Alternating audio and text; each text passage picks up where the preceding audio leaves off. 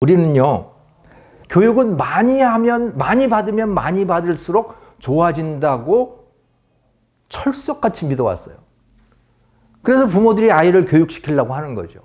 우리나라 교육열, 엄청난 교육열이 우리를 이만큼 잘 살게 만들었다고 누구나 다 같이 그런 이야기를 하고 그렇게 철석같이 믿고 있어요. 하지만 교육이 늘 좋은 것만은 아니에요. 그 교육이 사회의 움직임하고 맞아 떨어질 때 그게 좋은 거죠. 교육이 잘못하면 완전히 아이들을 망칠 수가 있는 거죠. 그 망치는 대표적인 사례가 북한입니다. 북한이에요. 서울대 김병현 교수라고 계세요. 그분이 북한 경제에 대해서 많이 하는데 이분이 아주 흥미로운 연구를 했어요. 북한 사람들, 그러니까 탈북자들의 인지 능력을 측정을 한 겁니다. 탈북자들을 샘플링을 해서 그 사람들에게 이제 무슨 테스트더라? 레이븐 스코어라고 하는 게 있는데요. 저게 이제 인지 능력 테스트를 하는 거예요. 근데 이건 언어로 하는 게 아니고 도형 같은 걸로 해요. 그러니까 언어를 아느냐 모르느냐는 중요하지 않아요. 이 테스트에서. 그래 그걸 가지고 이제 교육받은 연수하고 인지 능력이 어떤 관계에 있는지를 이제 살펴보기 위한 거였어요. 이게 기존의 연구들을 보면 이쪽이 이제 그 학교를 다닌 횟수입니다. 이쪽으로 갈수록 학교를 다니는 횟수가 많아지는 거죠. 이거는 인지 능력이에요. 그러니까 대체적으로 보면 학교를 많이 다닌 나라의 사람들이 인지 능력도 대개는 좀 좋아져요. 이건 북한입니다. 학교는 10년 넘게 다니는데 완전히 꽝인 거예요. 학교를 다녀봐야 소용이 없고 오히려 학교를 많이 다닌 사람이 적응력이 더 떨어지더라. 인지 능력이. 아주 흥미로운 연구 결과죠. 김병현 교수 그 팀이 해놓은. 무슨 얘기냐? 교육도 잘 받아야지. 엉뚱한 거 가르치고 남 말하는 거 복종하는 법이나 배우고 하는 그런 교육이 돼버리면 오히려 학교를 많이 다닐수록 아이들을 망치는 거다라고 하는 것을 이 테스트 결과가 보여주고 있는 겁니다. 그리고 실제로 아프리카에서도 1960년대부터 월드뱅크나 이런 데서 아프리카를 발전을 시키기 위해서 그 나라들을 발전을 시키기 위해서 거기다가 원조를 많이 했는데요. 원조 내용 중에 제일 큰 것이 교육이었어요. 그래서 학교 지어주고 아이들 가르치고 그래서 거기도 급속하게 이 교육 수준이 올라갑니다. 좋아진 게 있느냐? 교육을 많이 받아서 X예요. 오히려 교육을 많이 받았더니요. 독재자들이 뭘 좀 알아가지고 독재를 더 잘하는 거예요. 그 아프리카 나라들 엉망진창이잖아요. 저기 교육 연수는 굉장히 높아졌어요. 이게 실제 실증 분석을 한 결과들입니다. 이게. 그러니까 학교에 오래 다닌다고 좋은 거냐? 아닙니다. X예요. 학교가 제대로 된 교육을 제공을 할 때 교육을 받으면 좋은 거죠. 근데 교육하는 사람들이 다 알고 있어요. 우리나라 교육 문제야. 다 알고 있어요. 그래서 하는 게 뭐냐? 하는 게 교육 안 시키는 겁니다. 혁신학교 뭐 어쩌고저쩌고 하는 그런 데들 있잖아요. 행복교육 뭐 하는 거 기본적으로 그냥 내버려 두는 거예요. 애들을. 이게 답이 아닌데요. 그냥 기존에 주입식 교육이 문제가 있으니까 그거 하지 말자. 그럼 뭔데? 잘 모르겠는데 그냥 하지 말자예요. 그리고 시험 안 봐요. 이게 교육개혁의 실질적인 중심이 되어 있는 거죠. 그러니까 학부모들이 이렇게 반대를 하는 거예요. 자기 아이가 다니는 학교가 혁신학교로 지정이 되려고 그러니까 학부모들이 나와가지고 혁신학교 반대하고 이렇게 피켓을 들고 서 있는 이유가 소위 교육개혁이라고 하는 거를 소위 진보교육감이라고 하는 사람들이 하는 그 교육개혁의 핵심은 안 가르치는 거다. 안 가르치는 거다. 시험 안 보는 거다. 그런데 아이들에게 시험을 보지 않으면요, 배우지도 않아요. 시험은 핵심이죠. 무슨 교육을 하든 시험은 반드시 치러야 되는 겁니다. 다만 오지선다형 그런 거 말고 주관식 시험 또는 실제 생활에서 무언가를 하는 시험들, 그런 것들을 봐야 되는 거죠. 그건 여러분들께서도 아마 절실하게 아마 경험으로 그걸 아실 거라고 생각하는데, 창의성이라고 하는 것이 행복하면 창의성이 나오지 않습니다. 행복하면 사실은 아무 생각이 없어져요. 예. 행복이라고 하는 게 뭡니까? 아무것도 필요 없는 상태예요. 아무것도 없이 그냥 좋아. 그게 행복이거든요. 사람은 행복해지면 아무것도 하지 않아요. 지루해지면 뭘 좀 할까요? 엉뚱한 생각들을 하게 되는 거죠. 그런데 사람이 창의성이 막 넘쳐날 때는 언제냐? 절박할 때입니다. 나 이거 안 하면 죽을 것 같아. 나 이거 안 하면 망할 것 같아. 라는 상황에서 사람들은 창의성이 넘쳐나죠. 왜? 절박하니까. 안 할 수 없으니까. 자, 그런데 학생들도 마찬가지란 말이죠. 근데 학생들은 망하게 만들 수는 없는 거죠. 학생들에게 그런 상황을 만들어주는 게, 비슷한 상황을 만들어주는 게 시험인 거죠. 그래서 시험 망치면, 나 엄마한테 야단 맞고 선생님한테 그러지, 애들한테도 창피하지. 그러니까 상당히 절박한 거죠, 시험이라고 하는 것은. 그래서 시험을 반드시 봐야 됩니다. 다만 오지선다형 시험이 아니다. 진짜 세상에 나가서 필요한 것들을 시험을 봐야 되는 거죠. 그렇게 시험 보는 방법이 있습니다. 얼마든지 있어요. 근데 우리는 결국 그게 오지선다형이 돼버리고 또는 안 하고, 사실은 오지선다형 문제 같은 건 안 하는 게 더 나아요, 사실은. 그건 사실이죠. 아무튼 근데 자, 공부 안 시키고 시험 안 보는 게 개혁인 것처럼 돼버렸어요. 그렇다고 해서 창의적이 되느냐? No. 그러면 애들이 아무 생각이 없어진다. 행복하면 아무것도 배우지 않는다. 사람은 절박해야 배운다. 절박할 때 창의성도 생긴다.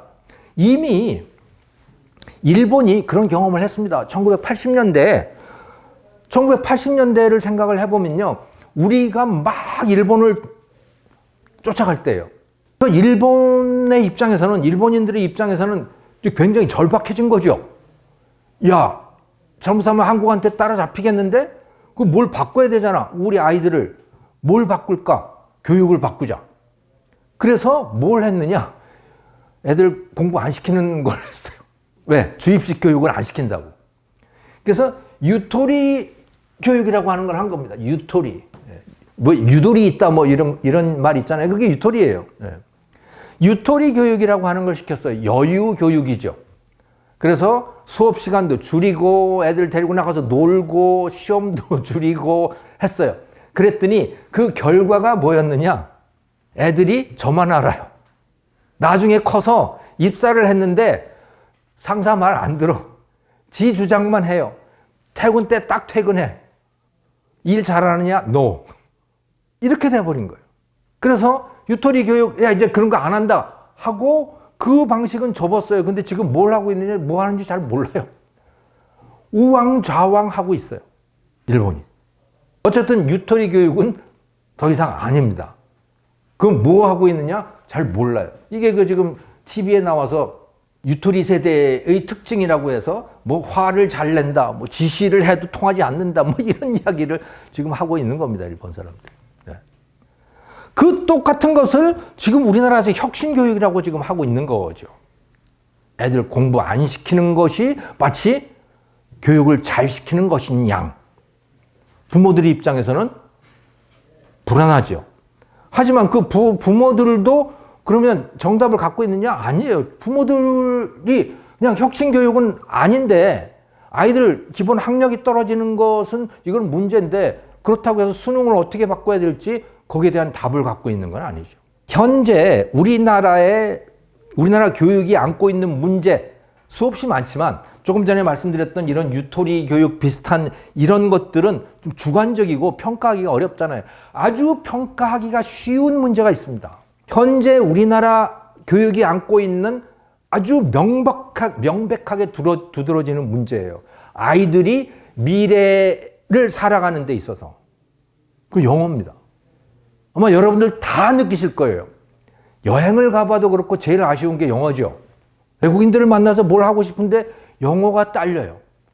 한국인들이 영어만 잘하면, 영어만 뭐 예를 들어 싱가포르 정도만 하더라도 우리 한국인들의 영어 수준이 아마 세상을 활개치고 돌아다닐 겁니다. 아카데미 시상식 같은데, 근데 윤여정 씨는 정말 영어를 잘하더라고요. 그 사람 하나 빼고는 어디에 우리나라 사람들이 이제 상을 많이 받으러 나가잖아요. 시상식에 가서 제대로 행동하는 사람을 못 봤어요. 제품은 잘 만들어요. 영화 잘 만들고 드라마 잘 만들고 케이팝 노래 잘해요. 하지만 제대로 말을 하고 의사표현을 하고 행동을 하고 하는 거는 못해요, 잘. 왜? 배우질 않은 거예요. 배우질 않은 거예요. 학교에서 그걸 가르쳐야 되는 거죠. 학교에서 그걸 기본으로 가르쳐주면 아이들이 세상을 훨훨 날아다닐 거다. 근데 그걸 안 하는 겁니다. 그래서 예를 들자면 토플 말하기 성적이에요, 이게. 말하기 성적. 이 통계가 나왔더라고요. 우리나라가 전 세계 뭐 170개 국가인가? 뭐 190개 국가인가? 171개 국가군요. 171개 국가 중에서 132등입니다. 북한, 중국, 대만하고 같은 수준이에요. 토플 말하기 성적이. 이거는 아마 여러분들, 시청자 여러분들도 아마 공감을 하실 거예요. 우리보다 더 못하는 나라가 있죠. 일본. 네. 일본은 진짜 깝깝하죠. 우리나라도 비슷해요. 일본보다는 좀 낫지만. 그러다 보니까요, 이거 한번 보세요. 이게 아주 뭐 제가 그냥 하나의 사례로 보여드린 겁니다만은, UN 회비 분담금입니다. 우리나라가 국제연합 UN에서 우리나라 회비, 전체 회비의 2.27%를 냅니다. 그러면 직원도 그 정도 가 있어야 되잖아요. 직원은 어떠냐? 0.4%예요. UN에 한국인 직원이 거의 없다는 얘기죠. 왜? 영어 때문에요. 영어 때문에. 돈은 내고 찾아먹지는 못하는 거죠. 영어 때문에. 다른 이유 아무것도 없습니다. 그럼 학교에서는 도대체 뭐 한 거야? 12년 동안을 영어를 가르치는데. 그래서 이 문제를 해결을 하려고 이명박 정부 때 원어민 교사들을 많이 뽑았어요. 그래서 여러분 기억나시죠? 인수위원회 위원장이신가, 뭐, RNC 뭐 이런 거 했다가 그냥, 예. 아니, RNC면 어때요? 그게 뭐가 잘못됐냐고. 그런데 아무튼 그것 때문에 구설수에 올라서 그냥 뭐 야단법석이 났던 거죠. 근데 그때 문제를 좀 해결하려고 했던 겁니다. 원어민 교사들을 뽑는 거죠. 그래서 8,500명을 그 당시에 확보했어요. 근데 지금 2016년에 보니까 4,900명으로 줄어들었어요, 이게. 소위 진보교육감이라고 하는 사람들이 들어와서 이게 다 쳐낸 겁니다. 지금은 얼마인지 모르겠어요. 아마 더 줄지 않았을까요? 그럼 이 영어 교육을 어떻게 시키려고 저 사람들을 다 잘라낸 거냐? 영어 교사들이 다 할 수 있대요. 그래서 뭘 했는데? 영어 교사들이 우리 아이들을 그래 잘 가르쳐서 그 아이들이 그럼 영어를 잘 하냐, 지금? 지금 이런 상황인 겁니다. 이런 상황인 거예요. 그러니까 애들을 아예 지금 정도의 예산을 가지면요, 한 대여섯 명 정도당 한 사람씩 원어민 교사 붙여줄 수 있어요. 애들 학원 안 가도 될 수 있을 정도로 만들어줄 수 있다고. 지금의 예산이면. 근데 엉뚱한 데 갖다 그 돈을 쓰는 거예요. 그러니까 돈이 남아서 맨날 교실 고치고, 뭐, 운동장에다가 트랙 깔고, 애들 뭐 아이패드 같은 거 나눠주고, 돈을 못 써서 지금 야단 법석이거든요. 이런 데 돈을 써야 되는데, 학교 현장에 원어민 교사가 들어오는 것이 싫은 거죠, 말하자면. 왜? 드러나니까. 네. 이건 보세요. 초등 대상 영어 학원 숫자예요. 2014년에 15,900개였는데 2018년에 25,000개가 됐어요. 지금 몇 개인지 모르겠어요. 초등학교 아이들을 영어를 가르치는 학원이 이렇게 늘어나고 있는 겁니다. 아니, 저걸 학교에서 왜 안 하냐고요. 당연히 학교에서 하면 되잖아요, 저거를. 학교가 어마어마한 돈을 쓰면서도 안 하고 있는 거죠. 그래서 제가 공교육을 뒤엎자라는 말씀을 드리는 겁니다. 사실은 보통 사람들이야 잘 모르죠. 영어가 얼마나 관광 여행 다닐 때나 좀 아쉬울 정도 이 정도이지만 또는 해외 취업하고 싶은 아이들. 사실 영어를 잘하면 해외 취업 기회들이 널려 있을 텐데 지금은 꿈도 안 꾸죠, 사실은. 그런데 글로벌 비즈니스를 해야 되는 기업들의 입장에서는 굉장히 이 문제가 아쉬운 거예요. 정말 치명적으로 아쉬운 거죠. 그래서 삼성 같은 데에서 이거 영어를 공용화하겠다고 했었어요. 2011년, 12년 이 무렵입니다. 사내에서 그래서 한국어와 영어를 같이 쓰겠다. 지금 없어졌어요. 못해요. 또 이 무렵 2000년대 초반에 LG그룹에서 외국인 임원들을 많이 채용을 했었어요. 그런데 그 사람들 다 나갔어요. 못 견디고 나갔어요. 왜? 한국인들이 그들과 같이 일을 안 하고 못해요. 그러다 보니 일종의 왕따처럼 돼버리고 못 견디고 나간 거죠. 기업들도 다 포기했어요. 근데 절실하죠, 이 문제는.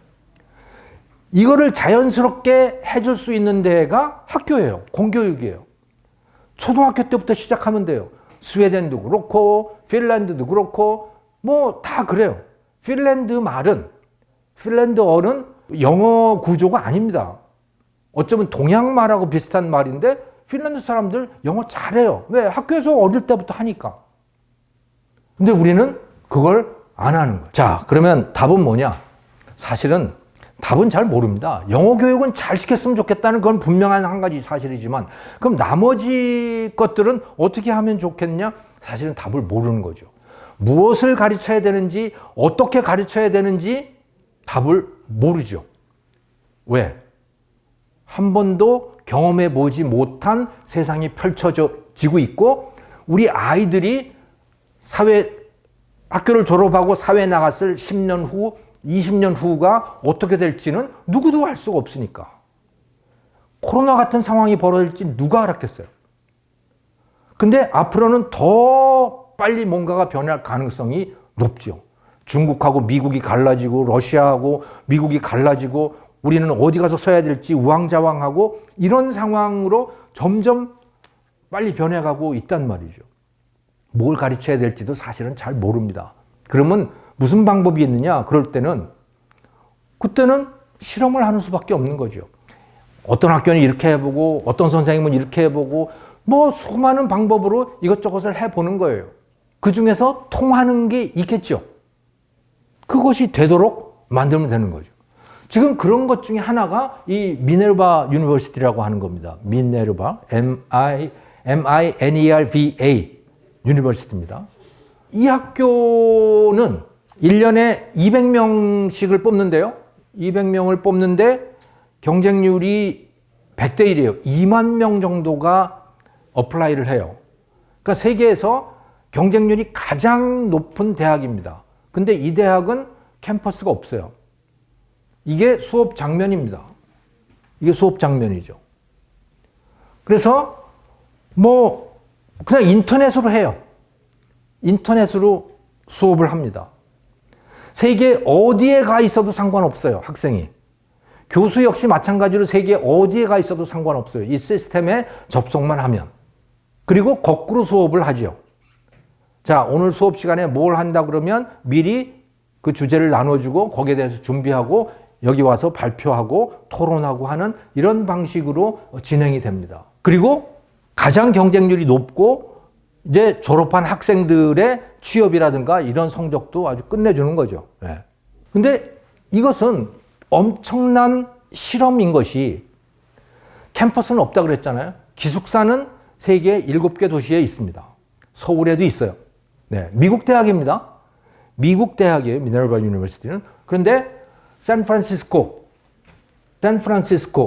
또 부에노스아이레스, 베를린, 어디에요? 서울에도 있고요.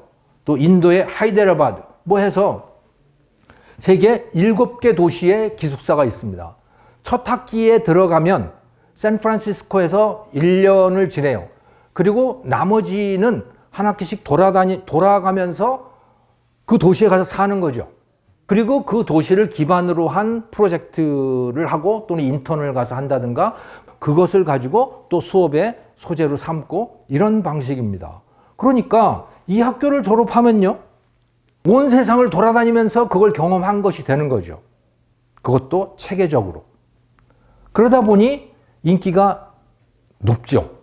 근데 등록금은 어떻게 되느냐? 뭐 올해 등록금은 어떤지 모르겠습니다만은 얼마 전까지만 하더라도 보면 $10,000예요. 등록금 $10,000. 근데 전체 학비는 $30,000가 들어요. $20,000는 기숙사비예요. 그 지가 먹고 살고 해야 되니까. 그렇게 돼 있죠. 자, 하버드나 프린스턴이나 이런 데 학비 $70,000 뭐 이렇게 가지 않나요? 여기 학비는 그것의 7분의 1밖에 안 되는 거죠. 그러면서도 혁신적인 교육을 제공을 하고 있는 겁니다. 왜? 캠퍼스가 없어요. 그게 돈이 별로 안 들어요. 하지만 학생들이 여기를 졸업하면 실력이 대단해지는 거죠. 바로 사회에 나가면 바로 적응할 수 있는 사람들을 만들어서 내보내는 겁니다. 이게 좋을 거냐? 그건 뭐 이게 맞는 사람도 있고 이게 맞지 않는 사람도 있을 거예요. 그러니까 수많은 실험 중에 하나여야 하는 거죠, 이게. 이런 다양한 실험들이 이루어져야 하는 거죠. 우리나라에서도 보면 이 비슷한 게 태제대학이라고 하는 게 이제 시작이 된대요. 네. 캠퍼스 없이 뭐 외국에다가 기숙사를 두고 하는 그런 대학이 시작이 된다고 하더라고요. 근데 미네르바 대학처럼 벤처 캐피탈이 투자를 해서 하는 그런 대학은 아니에요. 이건 태제 재단인가? 아무튼 한샘 회장이 출연을 해서 그걸 기반으로 한 그런 대학이라고 그러더라고요. 뭐 기대가 됩니다. 그런데 우리나라 고등학교에도 아주 흥미로운 실험이 이루어지고 있습니다. 사람들은 이걸 귀족학교라고 부르는데요. 충남 삼성고등학교예요. 충남 삼성고등학교 2014년에 개교가 됐고요. 제가 아주 흥미로운 프로그램이 뭐냐면 바로 이 장면인데요. 그게 신입생들입니다.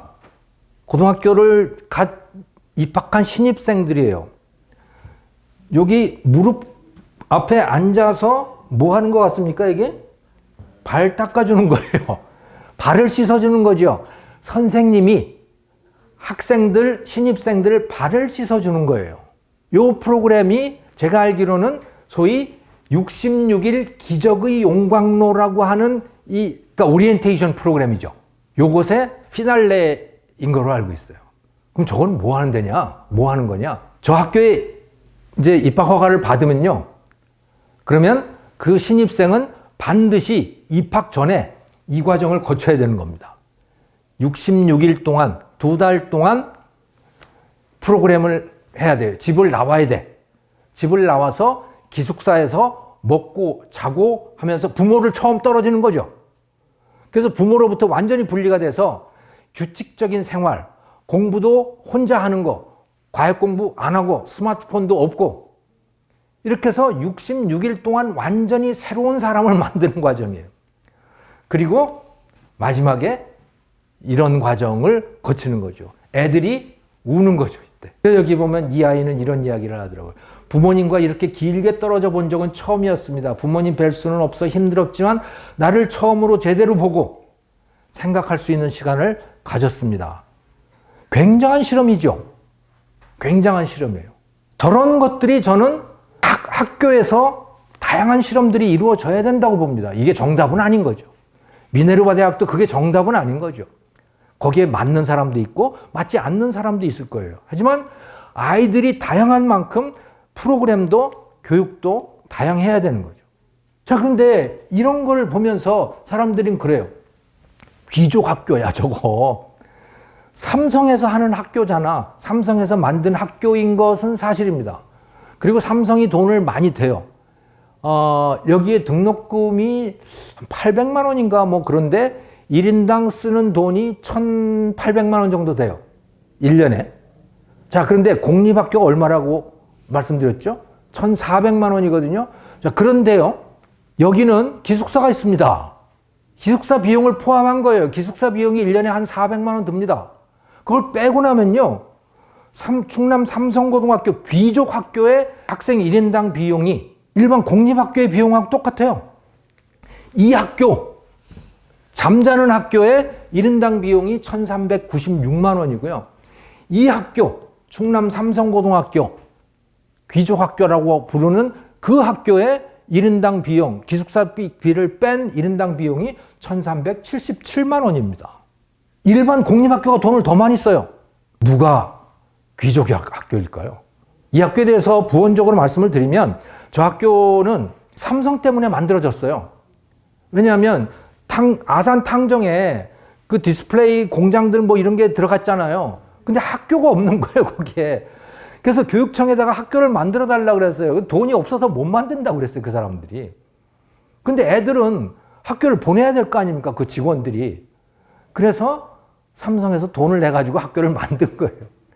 그리고 박하식 교장이라고 하는 사람을, 이분이 아주 혁신적인 교장 선생님인데, 이분을 초빙을 했어요, 교장으로. 그래서 이분이 아주 혁신적인 교육을 여기서 시작을 한 거예요. 그렇게 해서 만들어진 학교죠. 그럼 이 학교는 학생 모집을 어떻게 하느냐? 70%는 임직원이에요. 임직원 자녀들. 그러니까 특별히 뽑은 것도 아닌 거예요. 삼성 임직원 자녀들이 무슨 특별히 머리가 좋은 애들도 아닐 거 아니에요. 물론 부모가 조금 머리가 좋을까요? 삼성 임직원이면? 뭐 그럴 수도 있죠. 하지만 그 자식이 꼭 그러리라고 하는 보장은 없는 거예요. 그냥 동네 애들인 거죠, 말하자면. 그리고 그게 70%. 20%는 사회적 배려 대상자인가 뭐 그렇게 해서 뽑고요. 10%는 일반 전형으로 해서 그 동네 애들을 또 뽑아요. 그렇게 해서 충원을 하는 학교인 겁니다. 그런데 1인당 한 800만 원 정도 내는 것 같고 나머지 돈은 삼성에서 부담을 하는데 그걸 다 합쳐도 이거라는 거예요, 공립학교. 도대체 그러면 공립학교는 무슨 돈을 어떻게 쓰길래 그렇게 많은 돈을 쓰느냐. 상상이 이해가 안 되죠. 이걸 보시면 됩니다. 이게 뭐냐? 초중고 공립교사 급여 수준이에요, 이게 지금. 네. 여기에 보시면요.